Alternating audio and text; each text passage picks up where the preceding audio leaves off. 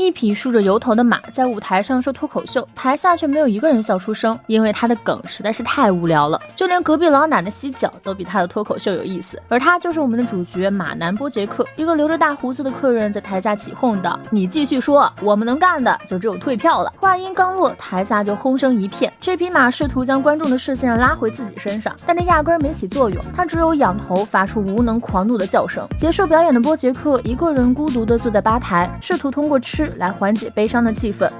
但凡这些年少吃点，你也不至于这么快过气。结果刚才的大胡子还敢不识好歹的过来搭话，看到大胡子过来的波杰克毫不客气，甩给了对方一个友好手势和美好的祝福，就连玉米圈也不想分给他。大胡子倒也不介意波杰克的行为，笑嘻嘻夸他在一堆烂梗里为数不多的笑点，竟然还谆谆教诲起了波杰克，告诉他就算你不问，能懂你梗的人自然会笑。波杰克惊了，刚唱完我台子，现在又来给我建议，好家伙，打个巴掌给个甜枣是吧？大胡子则表示自己是个行业大佬了，有责任来照顾这些新人。没想到这一来二往的俩人竟还达成了共识，这就是男人之间简单的浪漫吧。顺便提一句，这个男人就是之前萨拉琳说的得癌症的那位。或许波杰克的嘴开过光，不过那已经是55年前的事了。时间回到现在，我们的波杰克依旧还是那匹过气老马。陶德随地乱丢的行李将正准备来杯威士忌好好惬意一番的波杰克绊倒，波杰克赶紧跑去训斥陶德，这家伙明明是借住在波杰克家里，现在反倒是他的东西丢的到处都是，甚至还潇洒的他在波杰克家客厅美滋滋吃着零食。这又不怪我，你也不给我柜子放东西，不关我事儿。比你伟大的人说过，像你这样的新人有责任照顾像我这样的大咖等等，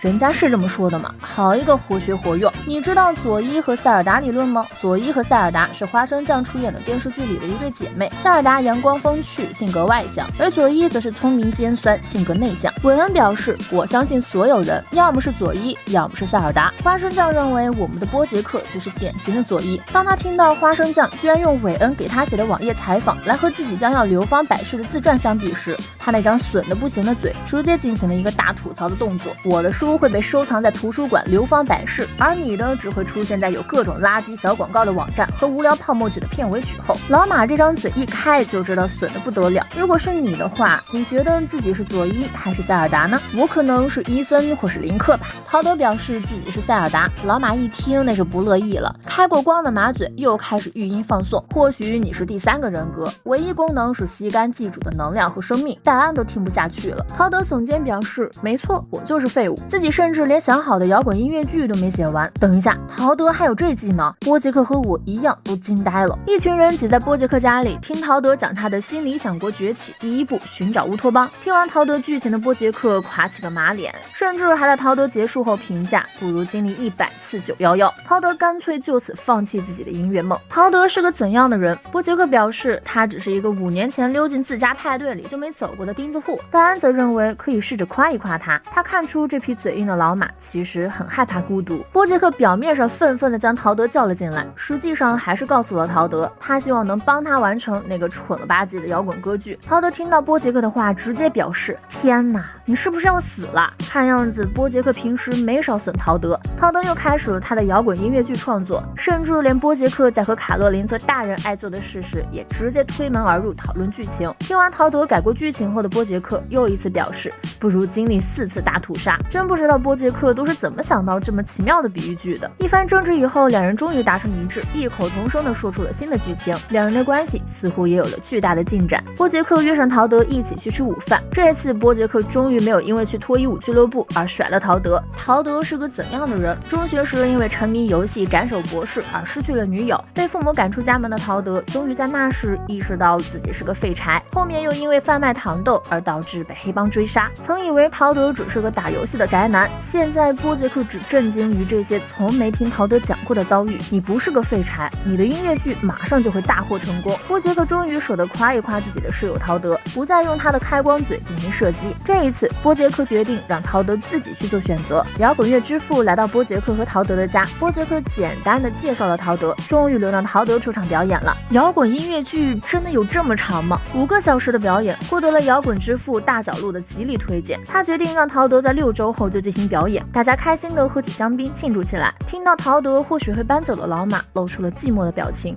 但还是夸赞陶德的成功。傲娇的老马还是不愿意告诉自己的室友，他害怕寂寞，毕竟无论如何也不能阻拦别人的成功。陶德的表演即将在这边好莱坞的剧场出演了，卡洛琳公主依旧是内卷第一人。在这时还在想着陶德没有经纪人的事，一个旋转跳跃就出现在了陶德旁边，借着让陶德签名的名义让他签署了合同。陶德你醒醒啊，为什么连社保后4位这种奇怪的签名要求也同意了？人类有7-11，兽人有8-12，在8-12里购物的陶德看到了$10专区的游戏卡带，波杰克紧张的让陶德放下那个万恶之源。波杰克不希望陶德重蹈以前的覆辙，谁知这个变色龙店员一下就用舌头抢走了陶德手上的$10硬币，强买强卖，天打雷劈，重头戏就要来了。陶德打算开始编写剧本的第3段，但眼神却时不时的往旁边的游戏卡带上瞟。不如我们打一局再开始吧，好激发一下创作灵感。网瘾少年陶德攥着卡带，连眼神都不愿意移开一下。我们都知道，如果你开始玩游戏了，就永远离不开这个沙发了。波杰克的训斥显然没有任何作用，因为10秒后，陶德就打开了这个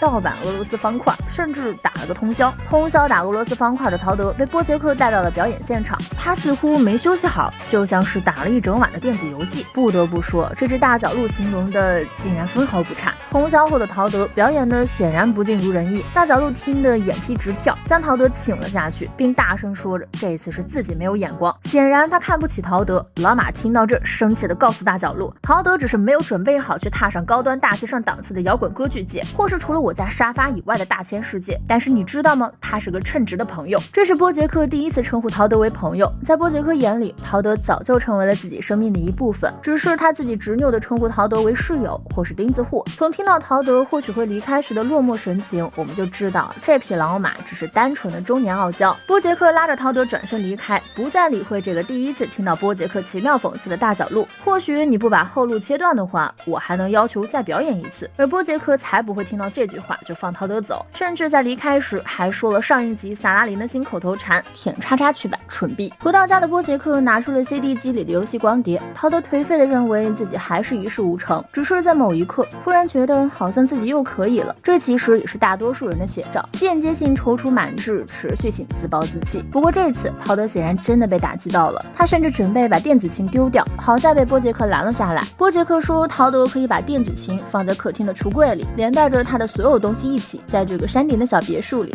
陶德终于有了一个属于自己的柜子。当大家都以为这一集要以这种轻松愉悦的合家欢形式结束时，点开进度条才发现原来还有剧情。波杰克假借丢掉 CD 为由，将自己从野兽商店购买的游戏退货。是的，没错，从陶德看到这个$10的游戏时，他就已经深陷了波杰克的阴谋中。原生家庭的不幸导致了波杰克从骨子里就是左一，他渴望被陶德需要，以此才能感受到自己的价值。和戴安不同的是，戴安是伪装成了塞尔达的左一，他假装着自己的快乐，隐藏自己的阴暗面。波杰克则会选择将自己阴暗的想法付诸行动。左一总是以最坏的思想去揣测事物，敏感又尖酸，以最丧的思想度日，一切事于他们而言都是没有意义的，就像鸟失去了自行车那样，是悲观主义者的写照。塞尔达则是总以活泼的心态去乐观对待一切，对生活的热情就像火山喷发一般。他们不但以最积极的态度去处理事物，是乐观主义者的写照。人这种动物虽然复杂又神奇，但抛开外在不说，从骨子里还是分为2类。所以编剧的左一塞尔达理论不无道理。